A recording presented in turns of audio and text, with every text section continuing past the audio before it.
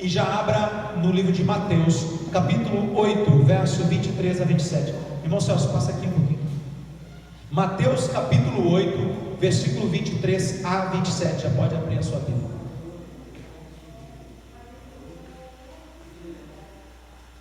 Mateus capítulo 8, verso 23 a 27, por favor. É um texto bastante conhecido dos irmãos. Aqueles que estão no grupo ali e na página da internet já tem o spoiler do texto da noite. Mas eu quero trazer nessa noite uma outra percepção acerca desse texto. Talvez você já viu esse texto enfocando nas maravilhas do milagre de Jesus, né? Jesus está no barco, mas eu quero trazer qual o objetivo que Jesus quis, manifestando a sua glória e o seu poder, acalmando o mar. Vamos ler o texto de Mateus, do versículo 23 ao 27. Diz assim: Então, entrando ele no barco, seus discípulos o seguiram, e eis que sobreveio no mar uma grande tempestade, de sorte que o barco era varrido pelas ondas.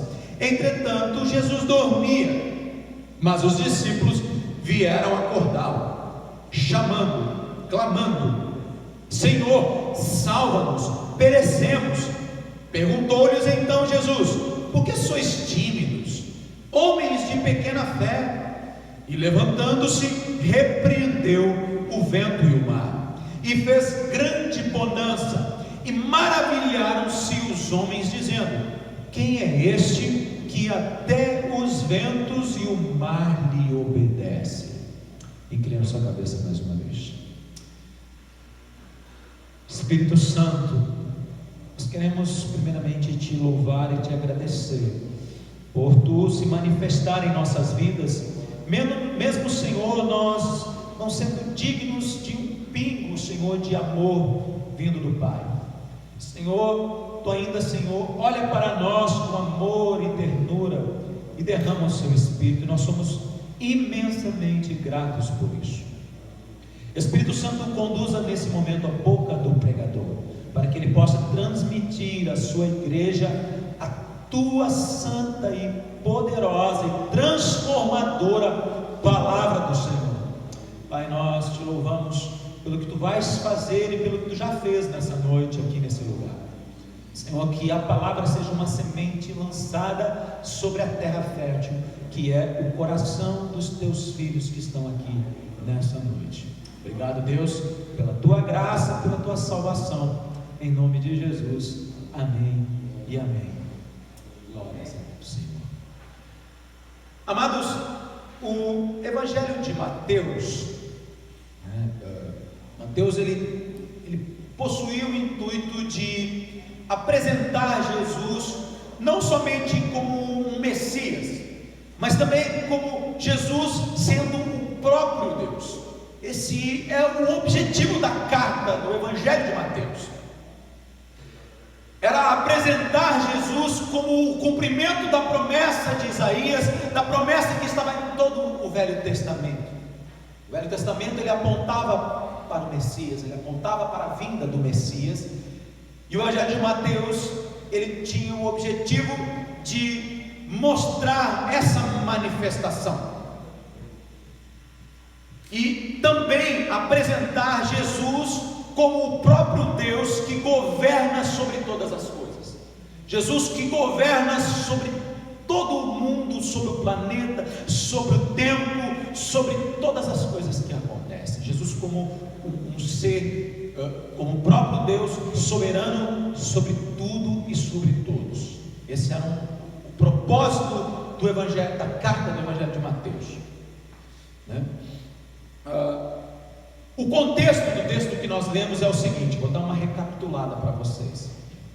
Jesus ele está cansado, ele decide repousar, ele decide descansar, e Jesus havia passado um dia muito cheio, né? Ele estava pregando por Cafarnaum, né? E E ele decide repousar o dia inteiro, pregando, libertando, curando muitos enfermos. E ele decide atravessar o mar para outra margem, junto com seus discípulos. Então ele pega um barco com seus discípulos e eles o seguem. Então essa embarcação era uma embarcação pequena, não era um barco grande, era um barco pequeno, né? Por isso que balançava muito. A Bíblia ela não relata o cansaço, o tamanho do cansaço que Jesus estava. Jesus estava extremamente cansado, mas pelos registros do que Jesus havia fazendo, né, naquele dia que antecedia essa viagem de barco, nós podemos imaginar que Jesus estava muito cansado. Sabe aquele cansaço que nos derruba, que a gente precisa parar e dormir? Eu acredito que Jesus estava nessa situação. Imagina, ele, por todo lugar que ele passava, as pessoas, Jesus, me cura, Jesus, e chegavam endemoniados e traziam crianças. A Bíblia relata muitos milagres, mas eu creio que há muitos outros que a Bíblia não relata, muitos outros milagres e muitas coisas que aconteceram que a Bíblia não relata, devido à quantidade de coisas que Jesus fez quando ele esteve sobre a terra. Então eu acredito que Jesus estava muito cansado. A Bíblia não relata exatamente o tamanho do cansaço, mas era muito.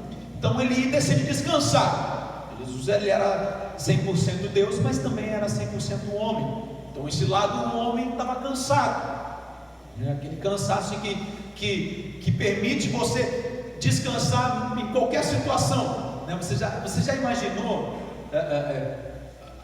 Tem gente que qualquer barulhinho acorda durante a noite, né? Tem gente que tem um sono leve, mas dependendo do tamanho do cansaço, você cai literalmente como uma pedra. Pode estar caindo o mundo lá na rua, você não acorda. Quem é que já teve essa experiência? Eu tenho sono pesado, eu não acordo, dificilmente eu acordo com alguma coisa, só se eu estiver ansioso, mas geralmente eu caio que nem uma pedra. E aí, para você ter noção, eu dormia dentro de uma casa de máquina de elevador, com aquela máquina funcionando o elevador lá. Eu dormia tranquilamente, meu soninho do almoço, e nada me atrapalhava.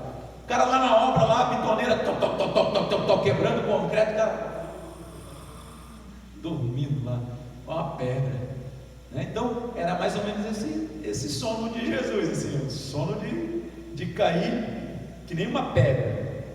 E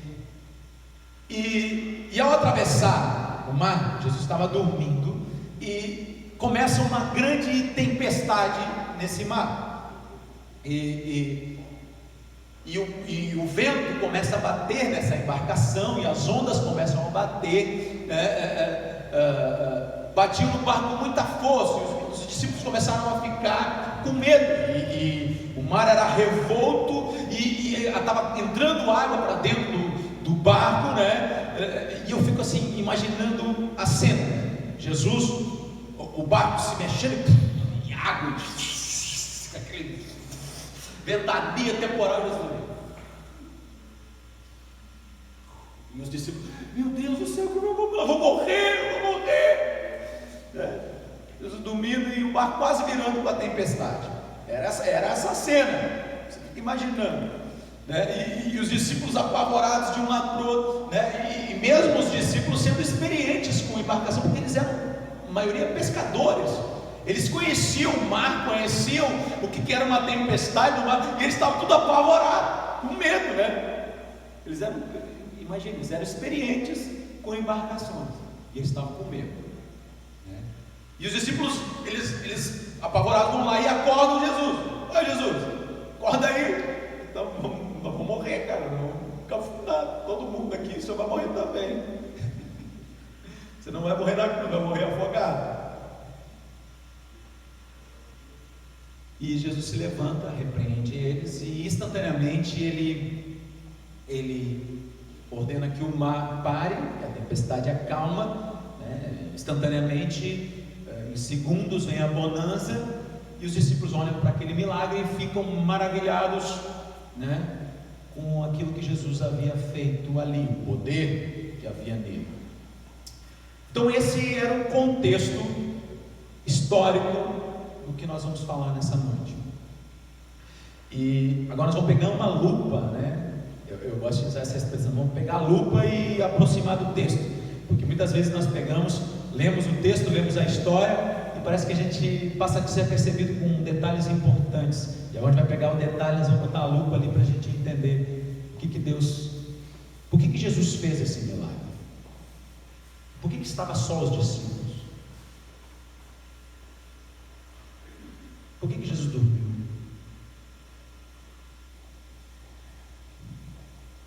Amados, Jesus ele tinha o desejo de dar um ensino especial aos seus discípulos, aos seus verdadeiros discípulos.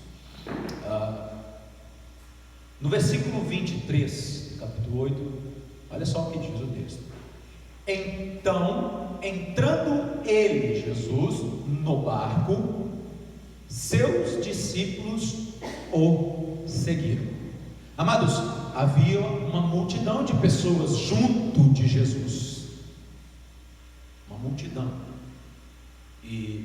mas somente os seus discípulos o seguiram, né? Me parece que Jesus, ele separa os seus discípulos, porque ele tinha algo especial em ensinar a eles, né? Exclusivo, um ensino exclusivo só para discípulos. Não era para a multidão, era para os discípulos, seguidores, porque discípulo é quem segue, né? Não é quem diz, eu vou na igreja. Discípulo de Jesus é quem segue ele, não é quem vai na igreja, pensa bem. O interessante é que Jesus leva com ele os seus discípulos, e no meio, para o meio de uma tempestade, né? Ele pega os seus discípulos e leva eles para o meio de uma tempestade. Por que ele não levou a multidão?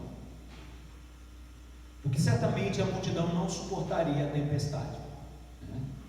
Somente os discípulos de Jesus, os verdadeiros discípulos, têm compromisso e não o abandonam, né, no meio da tempestade. Talvez a gente olhando para o nosso dia hoje, que nós estamos vivendo, talvez seja... Nós podemos ver a situação que nós estamos passando com esse coronavírus, né? Para algumas pessoas isso pode ser uma tempestade. Quanta gente que... Aí eu não falo só da nossa igreja, eu falo de todas as igrejas por aí. Quanta gente que estava nas igrejas e simplesmente abandonou tudo, com medo da tempestade, pavor. Amados, somente os discípulos de Jesus permanecem no barco. Somente eles experimentam a segurança de andar no barco de Jesus.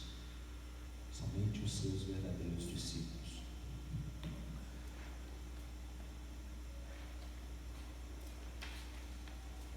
A multidão ela não experimenta isso, essa segurança. Olha o que diz o versículo 24 e 25. Olha lá. E eis que sobreveio no mar uma grande tempestade, de sorte que o barco era varrido pelas ondas. Peguei uma outra versão. Entretanto, Jesus dormia, mas os discípulos vieram acordá-lo, clamando: Senhor, salva-nos, perecemos. Vamos tentar vislumbrar a cena. As ondas batendo no barco, o barco balançando a quase ponto de virar e água entrando, e Jesus dormindo. Os discípulos estão apavorados e eles ficam, eu imagino que estão todos pensando assim: vamos acordar Jesus, mas quem vai acordar o cara? Porque eles ficavam, o mestre está descansando, cara, passou o dia inteiro fazendo, quem é que vai acordar? Aí alguém ali, não, deixa que eu acordo. E aí eles vão, então um dos discípulos decide acordar Jesus, né? Aí acordam Jesus se levanta, né? E o verso 26, olha lá o verso 26, agora foca lá. Jesus se levanta e diz assim: perguntou-lhes então Jesus: por que sois tímidos, homem de pequena fé? E levantando-se, repreendeu os ventos e o mar, os ventos e o mar, e fez grande bonança. Né? A impressão que a gente tem é que Jesus acorda meio bravo, né? Eu vou confessar, se eu estiver no meio do sono e alguém me acordar, eu possivelmente vou me acordar de mau humor. Quem é que se acorda de mau humor aqui? Quem é que tem coragem de revelar aqui? Não pode entregar a esposa. Não pode entregar a esposa. Ninguém quis levantar. Eu, se me acordar no meio do sono, me acordo de mau humor. Mas se eu dormir bem, eu não me acordo de mau humor. Mas se me acordar no meio do meu soninho, já me acordo meio atravessado. Você tem que dar um time. Tem gente que tem que escovar os dentes primeiro. Depois que escovou os dentes, aí passou o ranço, né? Cospe o ranço ali na pia, né? Não é verdade? Tem gente falei uma verdade, né? Então, parece que Jesus se acorda meio bravo, porque ele já dá ele repreende, né, os seus discípulos, homens de pequena fé, por que sois tímidos? Né? Por que será que Jesus repreende os seus discípulos? Será que era só ranço de Jesus? Será que era só mau humor? Pode ter certeza que não era mau humor. Era um ensino de Jesus ali. Por isso que Jesus os repreende, porque na verdade a fé dos discípulos estava no lugar errado. Uma fé focada na situação. Eu já explico para você entender. Pensa comigo. Seria normal qualquer pessoa normal ficar desesperado diante de uma tempestade, uma situação adversa da vida. É normal que alguém fique desesperado. Isso não é uma coisa absurda, né? Principalmente a um perigo de morte, que era isso que eles estavam com medo, porque o barco estava quase virando, as ondas batendo, e eles estavam com medo de morrer, perigo de morte, e é natural que se sinta medo, né? Por esse motivo que Jesus repreende eles, né? Porque, amados, eles não entendiam quem era Jesus verdadeiramente, né? Uma pessoa que conhece verdadeiramente Jesus, que entende que Jesus é o próprio Deus, ela não deve se espantar quando a tempestade começa a bater no barco, né? E é isso que Jesus queria ensinar aos seus discípulos, que a fé deles estava na situação, a fé deles estava focada na situação que estava acontecendo e no milagre que eles esperavam que Jesus viesse a fazer para acalmar a tempestade. O olhar deles não estava na soberania de Deus, naquilo que Jesus era, que não podia morrer num afogado, que eles não iam morrer afogados porque Jesus estava ali. Eles não estavam vendo para isso, não estavam olhando para Jesus como Ele sendo Deus, que não ia permitir que eles morressem junto com Ele. Eles estavam olhando para a situação que iam morrer. Pense, eles não tinham a dimensão exata de quem era Jesus. Vocês estão entendendo? E, amados, o segredo é esse, né? Muitas vezes estar no barco com Jesus não significa que não possa acontecer uma tempestade.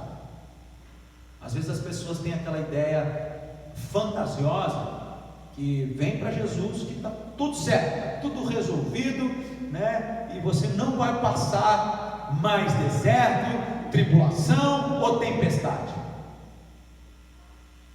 A prova disso é que ele levou seus próprios discípulos para o barco, para o meio de uma tempestade. Jesus sabia que ia ter uma tempestade? Sabia. E mesmo assim Jesus dormiu. Jesus podia dizer, não, agora não vai ter tempestade. Por que ele permitiu a tempestade?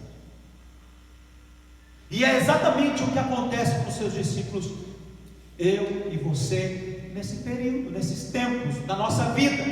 Ele permite tempestades para nos ensinar. E aqui ele queria dar um ensino muito precioso aos seus discípulos, muito valioso, de que estamos com Ele, pode acontecer uma tempestade, mas nós estamos seguros, que nós podemos encontrar descanso, assim como Ele à tempestade.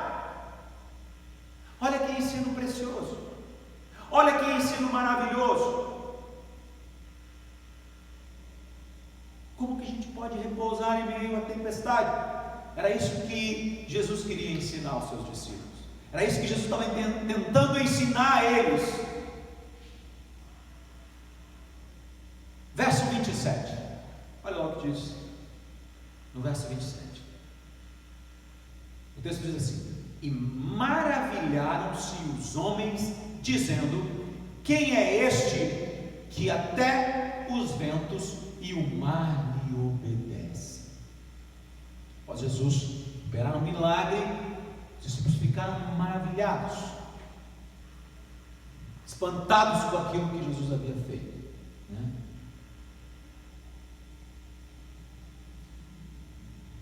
O que me chama a atenção, amados, não é somente o fato de Jesus ter acalmado o mar, né, o poder extraordinário do milagre que ele executou ali, mas é o milagre da revelação que ele traz aqui de ensino para os seus filhos, né?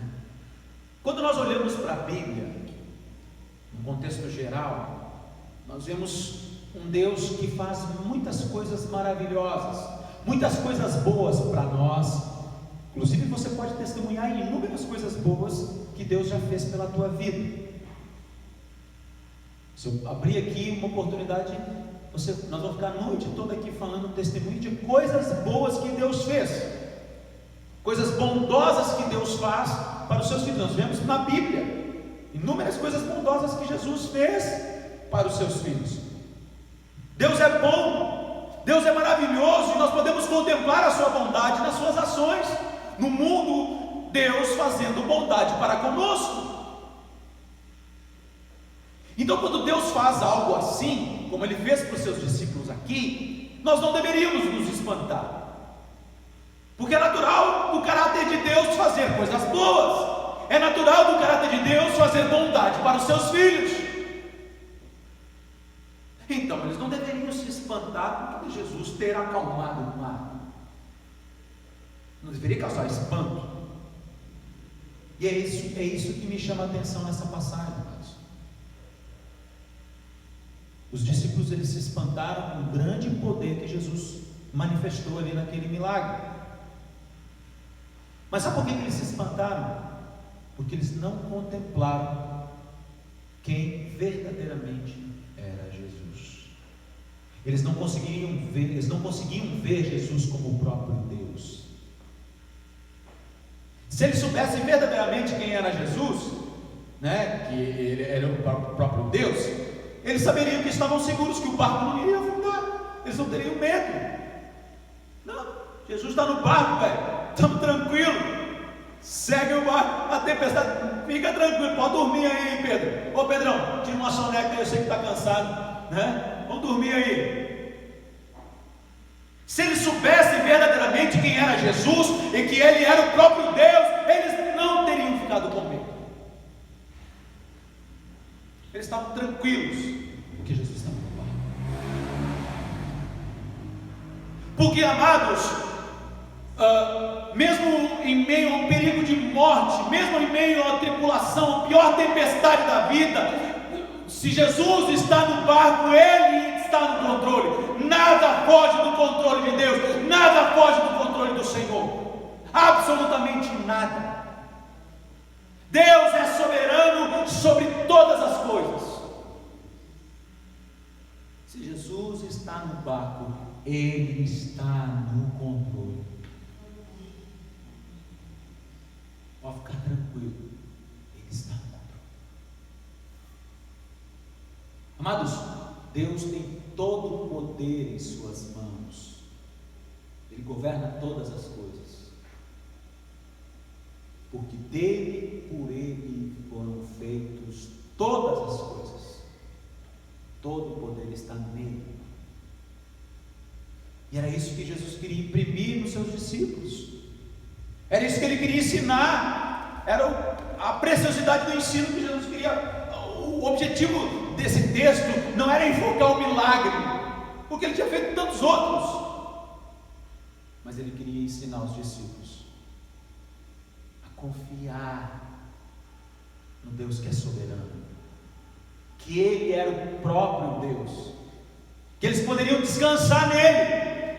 Era isso que Jesus queria ensinar. O foco dessa palavra, a tônica dessa palavra, nem é o milagre, e sim o ensino que Jesus queria dar aos seus discípulos. Pensa comigo, Jesus ainda não havia se entregado à morte, né? Os seus discípulos, eles não tinham, Jesus não havia ressuscitado ainda, e os discípulos não tinham uma ideia clara do Evangelho, do que seria o Evangelho de Jesus, né? Até o dia da ressurreição, os discípulos não sabiam quem era Jesus. Nós podemos ver que os discípulos começam a entender o Evangelho mesmo, quem era Jesus, depois que ele morre e ressuscita. Olha lá, Mateus capítulo 26, do 31 ao 35, olha o que diz lá. Abre Mateus, capítulo 26, do 31 ao 35. Me acompanha lá.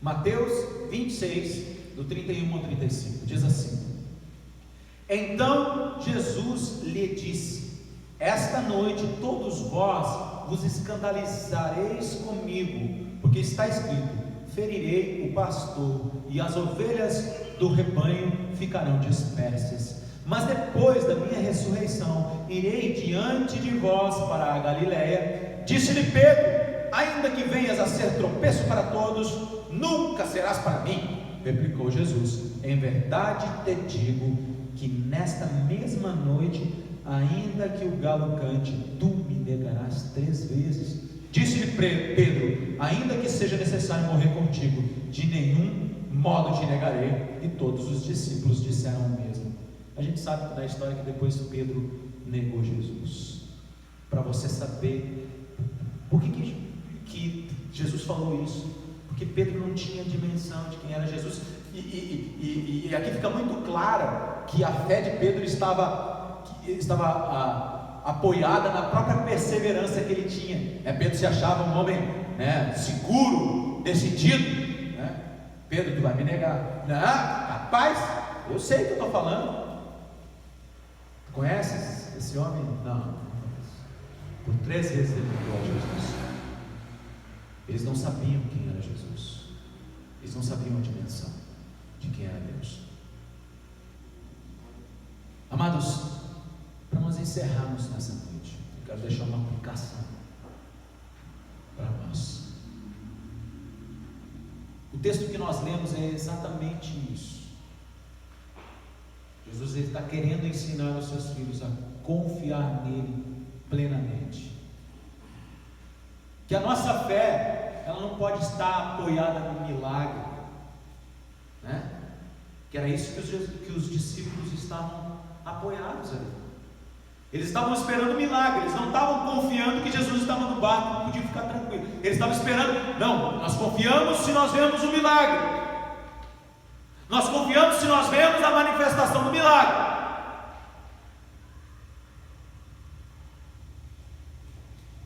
Amados, a nossa fé não pode estar no milagre.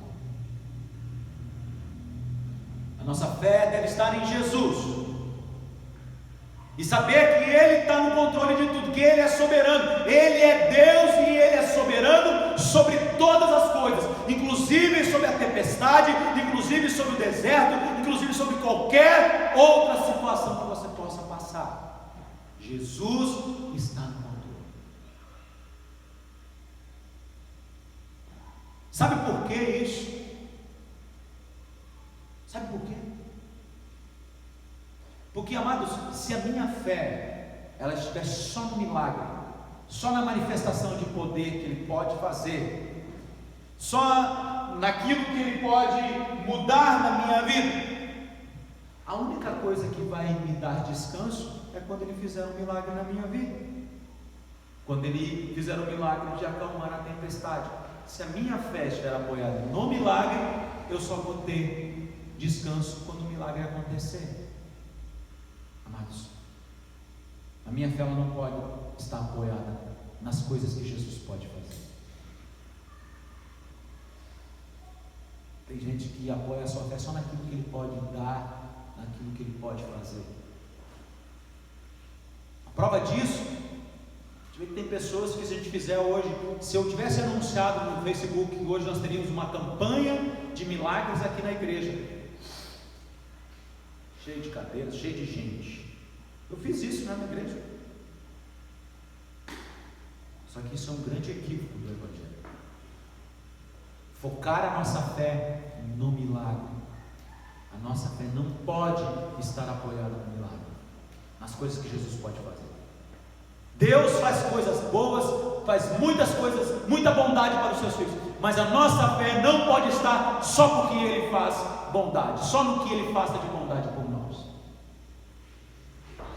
A nossa fé tem que estar nele, simplesmente nele, pelo que Ele é, por aquilo que Jesus é, o nosso Salvador. A nossa fé tem que estar nele simplesmente por isso, não por que Ele pode fazer.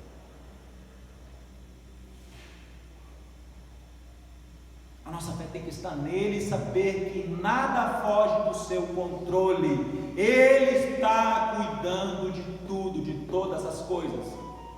Amados, é somente dessa forma, crendo dessa forma, que nós vamos repousar na pior tempestade da nossa vida. No pior momento da nossa vida, nós vamos aprender a descansar. É somente crendo nele como o Senhor de todas as coisas, como o controle estando nas suas mãos, que nós vamos poder descansar no meio da tempestade. Somente se nós tivermos uma fé apoiada no Cristo soberano, que é o próprio Deus. Somente dessa forma. Eu não estou dizendo para você não crer que Jesus faz milagre. Nós cremos, mas a nossa fé não pode estar no milagre, e sim naquilo que Deus é, e não naquilo que Ele pode fazer. É isso que nós precisamos entender, igreja. É isso que nós precisamos compreender da nossa fé.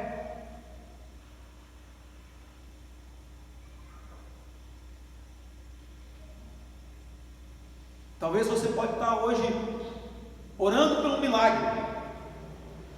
Quem sabe você veio para a igreja hoje? Senhor, hoje é o dia do meu milagre. Senhor, faz um milagre em mim. Tem até um cântico: faz um milagre em mim. Quem sabe você está pedindo um milagre já faz muitos dias, muito tempo. Quem sabe você tem uma vida inteira que você está pedindo um milagre.